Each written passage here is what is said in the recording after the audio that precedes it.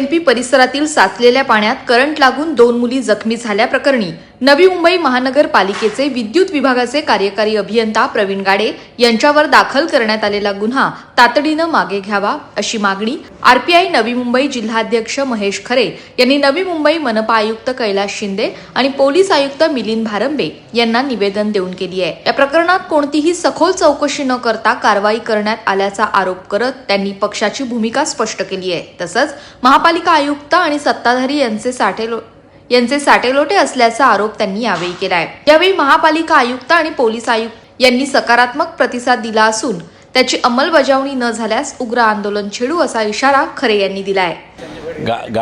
गाडे साहेबांसंदर्भात कमिशनरशी खुलासा केला आम्ही आणि ते ॲक्यूज नाही आहेत हे सिद्ध करून दिलं। कमिशनर बोलले मी तात्काळ त्याचा रिपोर्ट घेऊन तुम्हाला न्याय देईल, मी अन्याय कोणावर करणार नाही असं त्यांचे शब्द आहेत।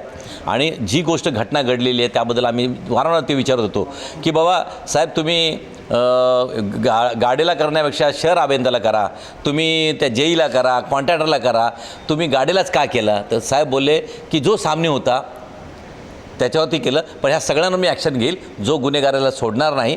पण गाड्यांवर अन्याय झाला किंवा त्या पगार मॅडमला अन्याय झाला आहे तो दूर करण्याचं काम आम्ही करणार आहोत आणि त्वरित त्यांना न्याय दिला। पोलीस आयुक्तांनी सुद्धा ज्यांच्यावरती गुन्हा दाखल तो सुद्धा आम्ही बोलला की आम्ही हा रिपोर्ट पोलीस स्टेशनला पाठवला नाही, पोलिसांना कोणी दिलं आहे की कंप्लेंट करा म्हणून। आम्ही महानगरपालिकेने हा रिपोर्ट दिलेला नाही आहे। महानगरपालिकेने सांगितलेलं आहे की जो गुन्हा आहे तो सस्पेंड केलेला आहे आणि पोलीस स्टेशनला हा रिपोर्ट आम्ही पाठवलेलाच नाही आहे। पोलिसांनी जो गुन्हा दाखल केला आहे तो माघार घेणार का? आता आम्ही कमिशनरला भेटायला जाणार आहे। आता कमिशनरला आता तात्काळ भेटायला जाणार आहोत आणि कमिशनरला विचारणार आहोत की बाबा तुमचे पोलीस गुन्हेगार सोडून चांगल्या व्यक्तीवरती गुन्हे दाखल करतात, ह्याबद्दल तुम्ही काय सांगणार? आता मी तात्काळ तिकडे कमिशनर ऑफिसला जाणार आहे।